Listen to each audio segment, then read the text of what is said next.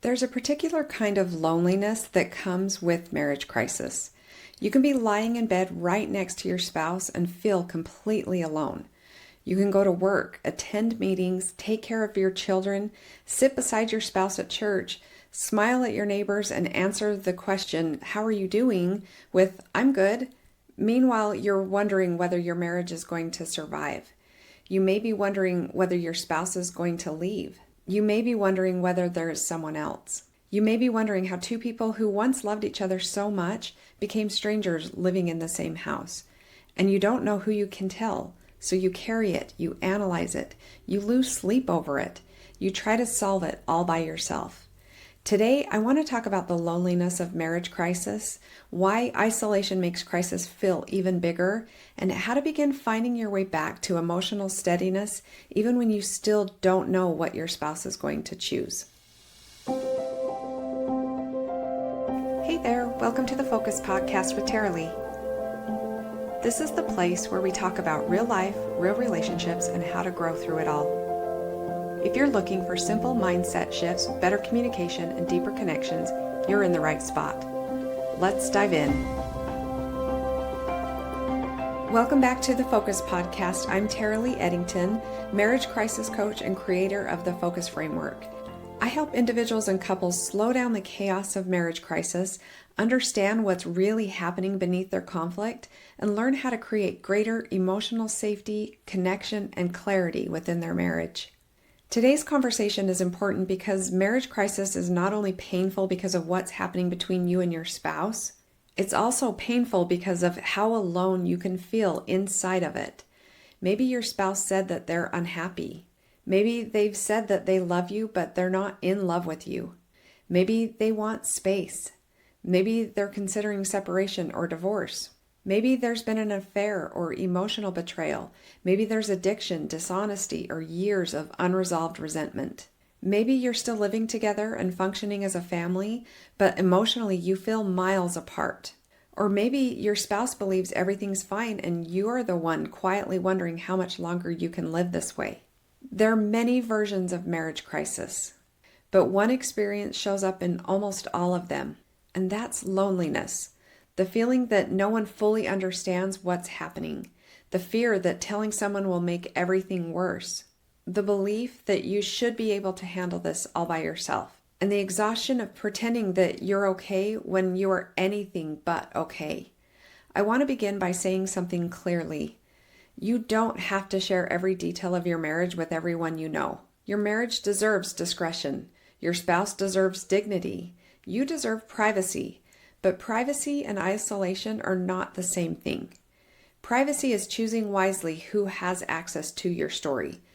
Isolation is believing you have to carry the entire story alone. And when you carry a marriage crisis alone for too long, your fear begins shaping the way that you see everything. I want to paint a picture for you. Imagine a woman who's been married for more than 20 years. From the outside, she and her husband have built a good life. They've raised children. They've created family traditions. They've built careers. They have friends who think of them as a solid couple. Then one evening, her husband tells her that he's not happy. He says he doesn't know who he is anymore. He says that something is missing. He tells her that he needs space and doesn't want another heavy conversation about their marriage. Her entire world changes in one conversation. But the next morning, the alarm still goes off. The dog still needs to be fed. There are appointments on the calendar. There are bills to pay. She still has to answer emails and interact with other people. Her sister calls and asks how things are going. And she says, "I'm fine." Her friend sends a funny video. She responds with a laughing emoji. Her children ask what's for dinner. She prepares dinner. Then she goes into the bathroom, locks the door, sits on the edge of the bathtub, and tries to breathe. She's living two lives. There's the life everyone can see, and then there's the life inside her head. The life where every silence means something. The life where she studies the tone of her husband's voice. The life where she wonders whether giving him space will help him miss her or teach him that he's happier without her. The life where she's trying to be calm because she's heard that pressure pushes a withdrawing spouse farther away. But she doesn't feel calm. She feels terrified. This is what I mean when I talk about the loneliness of marriage crisis. It's not only the absence of connection with your spouse, it's the experience of carrying a life-altering emotional reality while the world around you continues normally. And because other people can't see it, you may begin questioning it yourself. You wonder whether you're overreacting. You wonder whether you're imagining the distance. You wonder whether your needs are unreasonable. You wonder whether you should be doing more. You wonder whether you have already done too much. Marriage crisis creates so many unanswered questions, and when you're alone with those questions, your brain tries to answer them for you. One of the most difficult parts of marriage crisis is uncertainty. Human beings do not enjoy not knowing. We want clarity. We want to know what's going to happen. We want to know what our spouse is thinking. We want to know whether our effort is working or not. We want to know whether there's still hope. But your spouse may not know what they want. They may give you conflicting messages. One day they're warm, the next day they're distant. One night you have a meaningful conversation and think, okay, we're turning a corner. And then the next morning they appear emotionally shut down once again. So your brain finds this inconsistency threatening. It begins looking for patterns. It studies everything. It studies their text messages, their facial expressions, how quickly they respond, whether they wear their wedding ring or not, whether they sit beside you, whether they say, I love you, whether they make future plans, whether they seem happy when they leave the house. Your brain believes that if it analyzes enough information, it will finally create that certainty. But it usually creates more anxiety. Let's look at this using the focus framework. Facts first. The fact may be my spouse was quiet at dinner. That's the observational fact. But the thought might be they're quiet because they've decided to leave me. The thought creates fear. And what do you do when you feel fear? You might ask, what's wrong? And they say nothing. But you don't believe them. You ask again. They become irritated. Now you think their irritation proves something is wrong. So you ask another question, and then they withdraw, and you follow them. They say, this is exactly why I need space. Now your original fear feels confirmed. But notice the cycle. Their silence did not automatically create the entire result. The meaning attached to their silence influenced your emotional state. Your emotional state influenced your actions. Your actions then became part of the interaction. And this is not about blaming you. Your spouse is responsible for their behavior, and you are responsible for yours. The purpose of understanding this cycle is not to decide who's at fault. The purpose is to help you find the place where you still have power. When you're isolated, it's harder to see the difference between the fact and the story. The story feels like the fact. You don't think, I'm having the thought that my spouse has already made a decision. You just think, my spouse has already made a decision. You don't think, my fear is telling me that this moment will last forever. You think, this is never going to change. You don't think, I'm interpreting their need as rejection. You think, they have rejected me. This is why a safe outside perspective can be so valuable. Someone can help you slow everything down. What do you actually know? What are you assuming? What emotion is that assumption creating?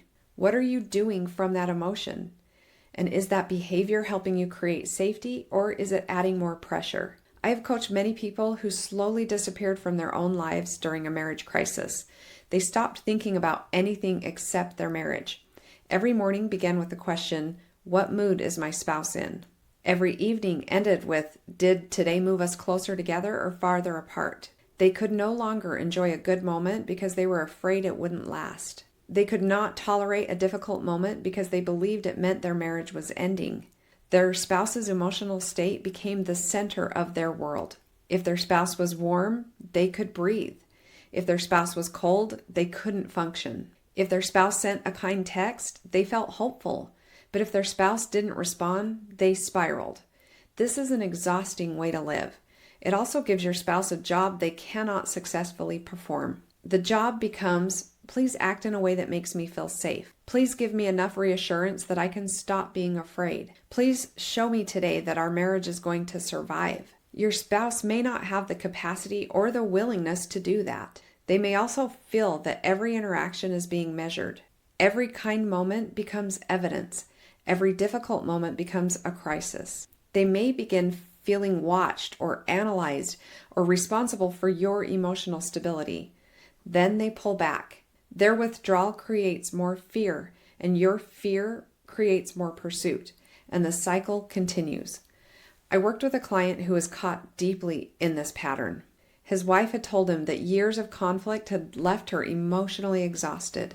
She said that she didn't feel safe sharing her true thoughts because she expected him to defend himself or to explain his intentions or try to convince her that her perception was wrong. So when he heard this, he panicked. He wanted to prove that he could change. So he began trying even harder. He sent long texts apologizing. He asked for daily conversations about their relationship. He listened to podcasts and sent her episodes. He bought books and left them where she could see them. He asked whether she noticed his progress. In his mind, he was fighting for the marriage, but in her mind, she felt more pressure. Every act of improvement seemed to carry an unspoken request. Please tell me this is working. Please tell me you can see my effort. Please tell me that you are not leaving. He felt rejected because she did not respond with enthusiasm. She felt responsible for managing his hope, and neither person felt safe in the relationship. But when we slowed down the pattern, he began to understand something very important. His wife did not need more promises. She needed a different experience of him over time. She needed him to listen without explaining. She needed him to tolerate her disappointment without collapsing. She needed him to respect a boundary without punishing her for setting it. She needed consistency that was not dependent on whether she rewarded him. And that required him to stop using her response as the measurement of whether his work mattered. His work had to matter because it aligned with the kind of man he wanted to become. That is personal power. Control says, I will change so that you will stay. But personal power says, I will become emotionally safer because that is who I choose to be, while also accepting that I can't control your decision. Those may sound familiar on the surface. Emotionally, they are completely different. Many of the people that I work with are highly capable. They run businesses, they lead teams, they manage households, they solve complicated problems. They're educated, responsible, and used to being the strong one. Then their marriage enters crisis, and suddenly they can't solve the problem. This can create a deep sense of shame. You may think, I'm successful in every other area. Why can't I figure this out? I'm the one who helps everyone else. Why can't I help my own spouse? Or I should have known that this was happening. I should have prevented this. I shouldn't need someone else to teach me how to communicate with the person I married. But marriage is not a business problem. Your spouse is not a project. You can't force a relational outcome through effort, logic, or perfect execution. You can do meaningful work. You can take responsibility. You can change patterns. You can learn to regulate yourself. You can create a safer emotional environment. You can establish boundaries. You can invite connection. But you cannot control another person's agency. And for people who are accustomed to getting results through effort, that limitation can feel unbearable. So they double down, they work harder, they research more, they create a plan, then they monitor that plan. They evaluate whether their spouse is responding or not. Then they modify that plan.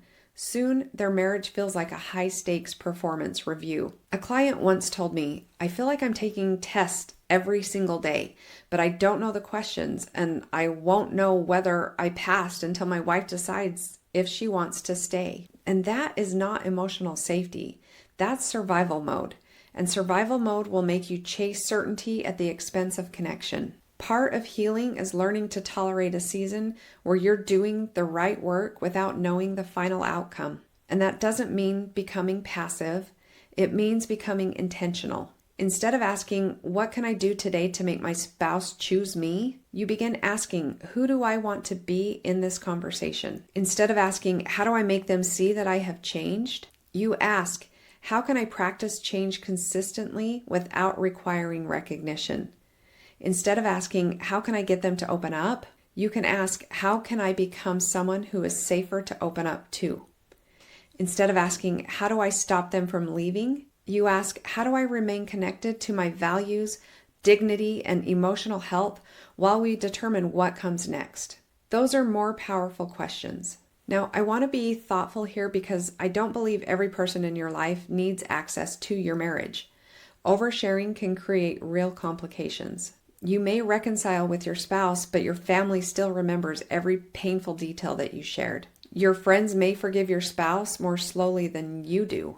People may pressure you to stay or leave based on their personal beliefs.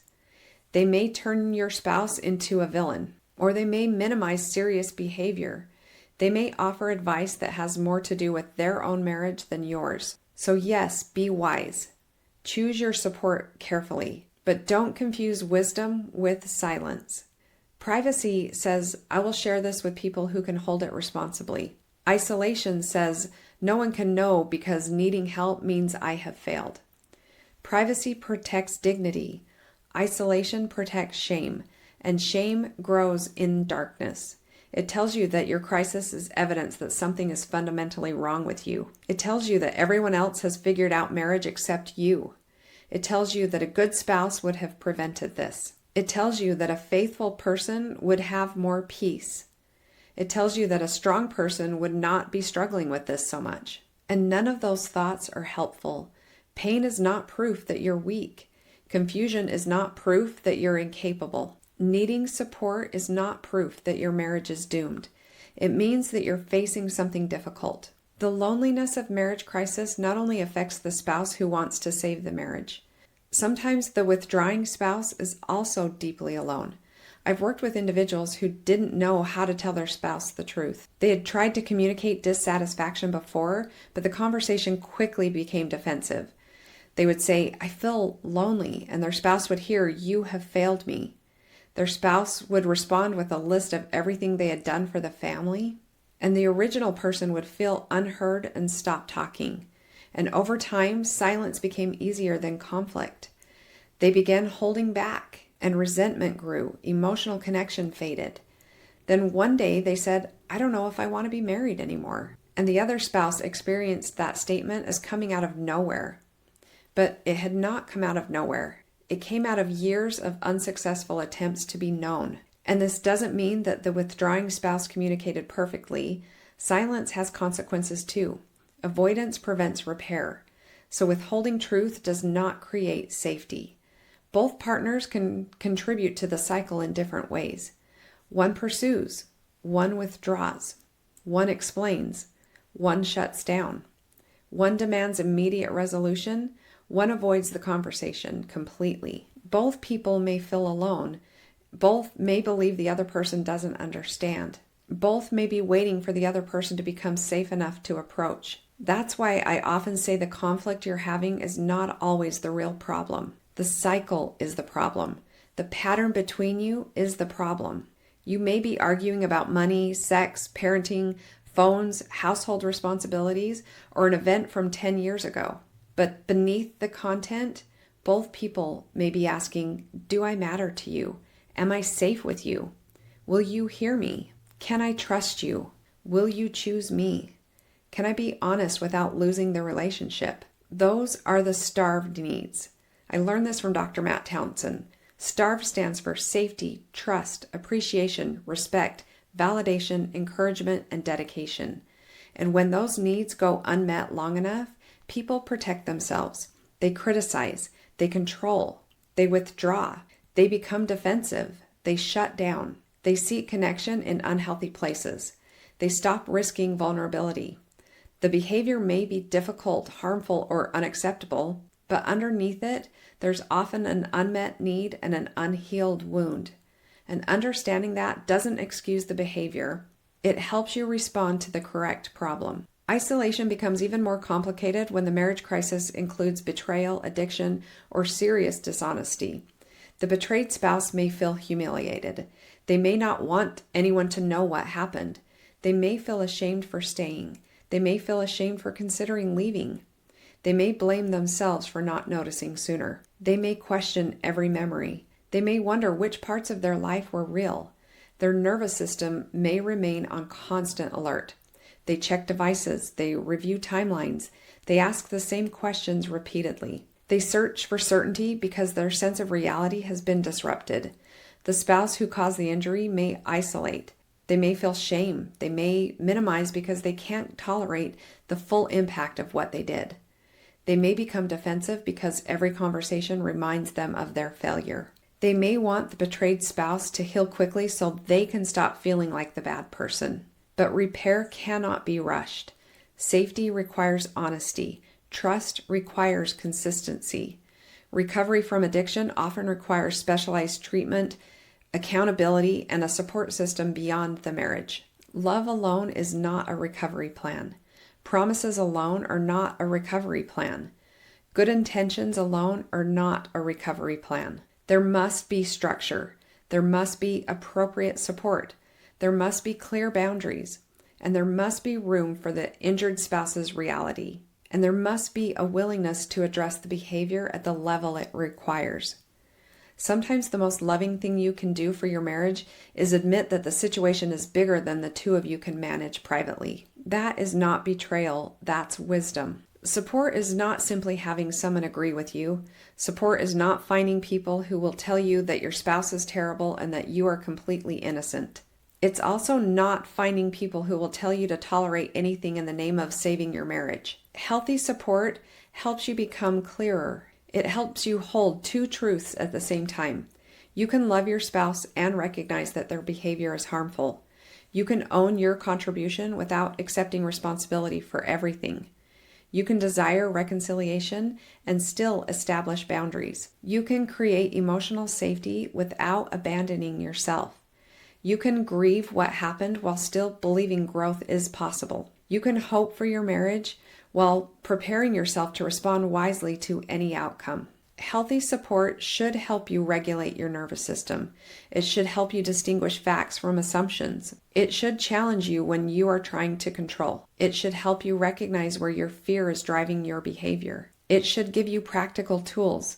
It should help you rehearse difficult conversations. It should help you identify the next right step rather than trying to solve the entire future. And most importantly, healthy support should lead you back to your own agency. You should not become dependent on someone else to tell you what to do every day. The goal is to strengthen your ability to think, feel, and choose intentionally. Let's walk through a focus practice you can use when loneliness and fear are taking over. You can write this down and return to it whenever you're feeling yourself spiraling. So, facts first. What are the observable facts? The neutral language.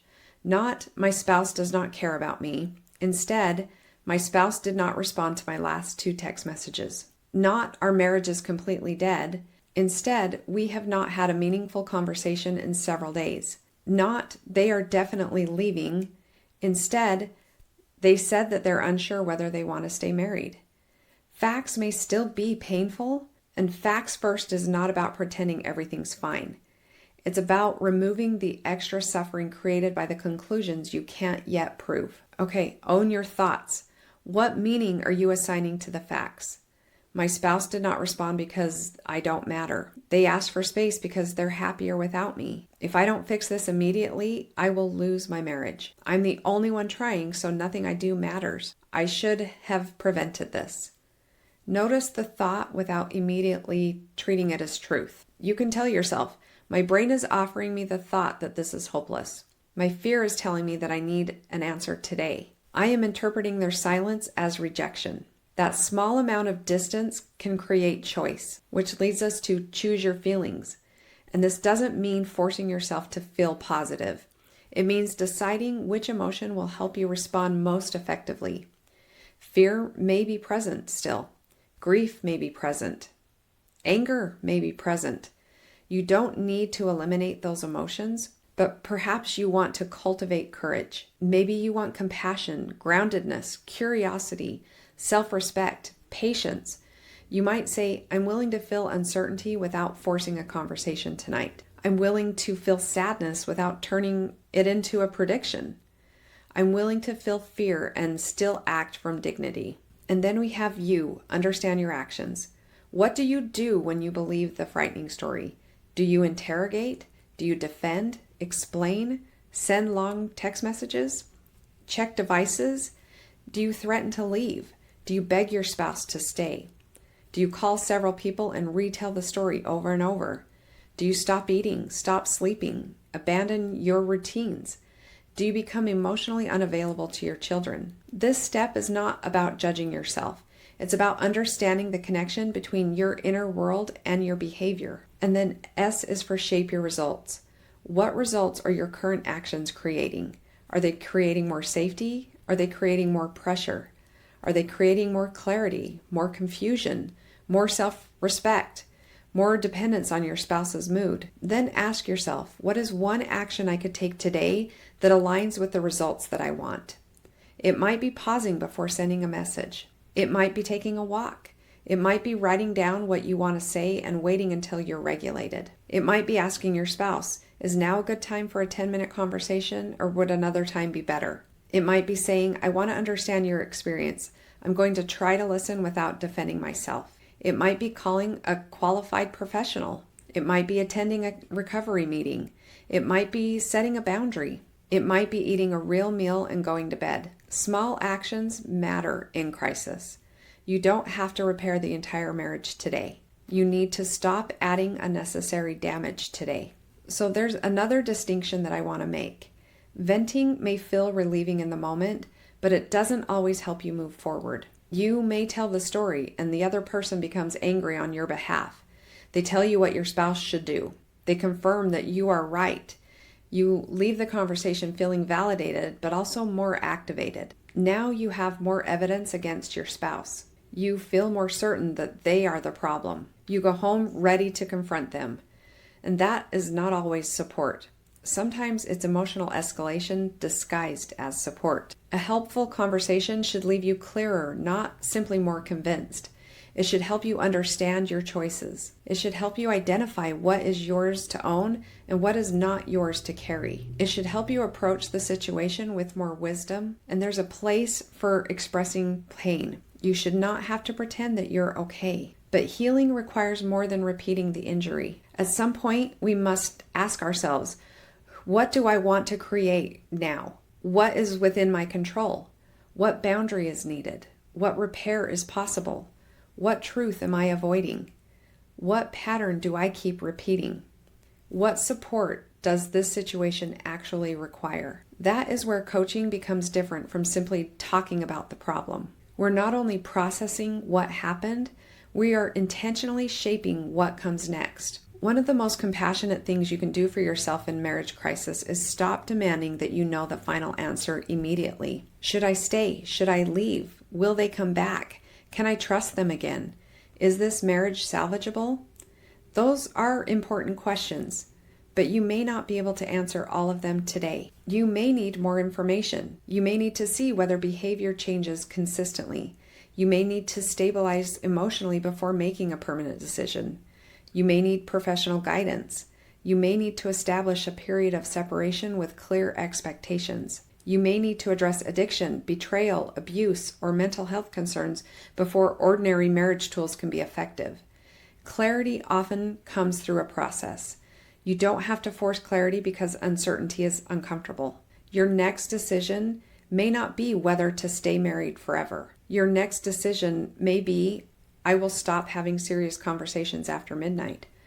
I will no longer participate in yelling or name-calling. I will begin individual support. I will give my spouse the space they requested while remaining clear about my boundaries. I will stop checking their mood every hour. I will focus on becoming emotionally steady. I will ask for the truth I need and give them room to answer.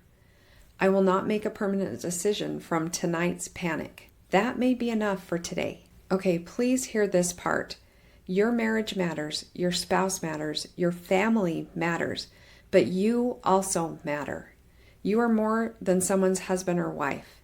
You are more than whether your spouse chooses to stay or goes. You are more than the mistakes you have made. You are more than what was done to you. You are more than the current state of your relationship. One client once told me that she had become so consumed with saving their marriage that she no longer recognized herself. She had stopped seeing friends. She had stopped exercising. She had stopped sleeping.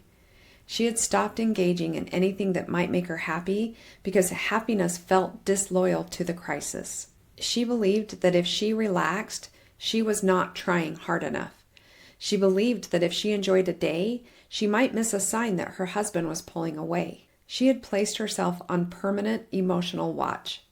Her healing began when she understood that returning to herself was not giving up on her marriage. It was part of becoming healthy enough to participate in the marriage differently. She began taking care of her body. She began connecting with safe people. She began doing meaningful work again. She allowed herself to laugh. She began noticing how much of her life had become organized around her fear. Her husband did not immediately become different, but she did. And because she became different, the dynamic could no longer remain exactly the same. Sometimes the first sign of progress is not that your spouse moves closer. Sometimes the first sign of progress is that you stop abandoning yourself every time your spouse moves away. There is something so powerful about hearing another person describe the experience you believed only you understood. Someone says, "My spouse told me they need space and I feel like I'm going to crawl out of my own skin." And you think, "That's exactly how I feel." Or someone says, "I'm afraid that if I stop pursuing, my spouse will think I no longer care." And you realize that you have been carrying the same fear. Or you hear someone say, "My spouse is still living at home, but I feel like I'm grieving someone who is already gone." And suddenly your experience has language. Someone else describes making progress, not because their spouse changed overnight, but because they stopped reacting from fear. And you begin to see what is possible. Community does not mean comparing marriages. It doesn't mean sharing private details without boundaries. It doesn't mean accepting advice from everyone. A healthy coaching community creates structure. There are expectations. There is confidentiality. There is teaching. There is individual application. There is support without chaos. There's room to learn from another person's coaching, even when the details of their marriage are different from yours. You may hear someone being coached or defensiveness and recognize your own pattern. You may hear someone learn to set a boundary and realize where you have been trying to control. You may hear someone separate facts from fear and finally understand how often you have treated a prediction as a reality. Sometimes we can see ourselves more clearly when we're not the person at the center of the story. This is one reason I'm developing a group coaching program for individuals navigating marriage crisis. I want this to be more than a place where people talk about what their spouses are doing wrong. That will not move anyone forward. This will be structured coaching. We'll work on the foundations required to navigate crisis with greater stability and personal power. We will focus on emotional safety. We'll look at the stories your brain creates under stress. We'll work on communication that doesn't become pressure, defense, or control. We'll talk about boundaries. We'll talk about trust, resentment, repair, and the difference between influence and manipulation. We'll help you reconnect who you are while you determine what is possible in your marriage. You'll be able to receive coaching on your specific situation. You'll also learn by witnessing others work through similar patterns. This will not replace therapy or addiction treatment or legal guidance or emergency support when those are needed. It will provide practical coaching, education, application, and community for people who are ready to stop guessing their way through a marriage crisis. So if you're interested, you can join the waitlist at peacefulheartjourney.com. Joining the waitlist does not obligate you to enroll, but it will allow you to receive the details first, including the structure, the schedule, the pricing, and who the program is best suited for.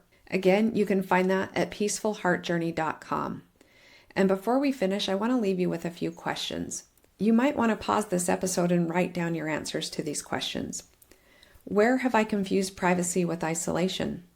What am I afraid would happen if someone knew the truth about what I am experiencing? Who in my life has the emotional maturity to support me without taking over my decisions?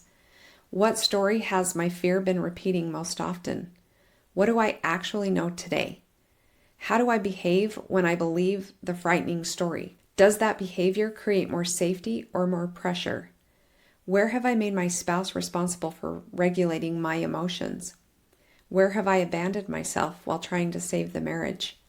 What is one grounded action I can take today? Not 10 actions, not a complete plan for the next year, but one grounded action.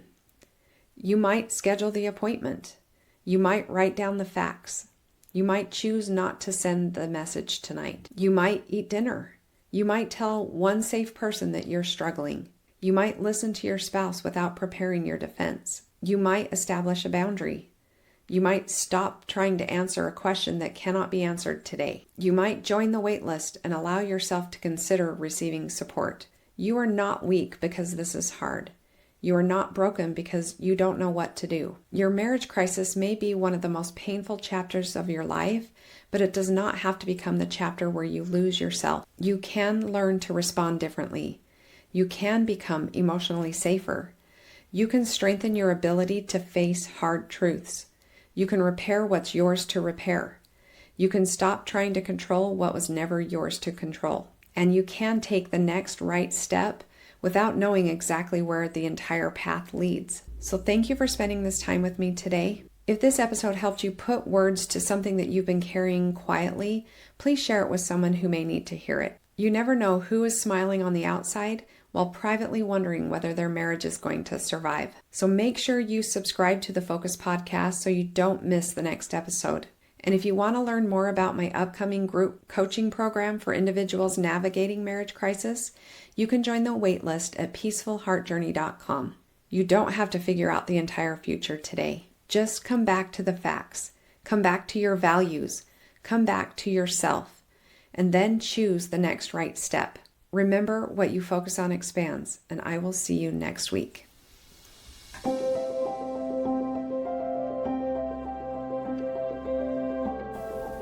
Thanks for hanging out with me today on the Focus Podcast. If something stood out or helped you in some way, feel free to share it or leave a quick review. It means a lot.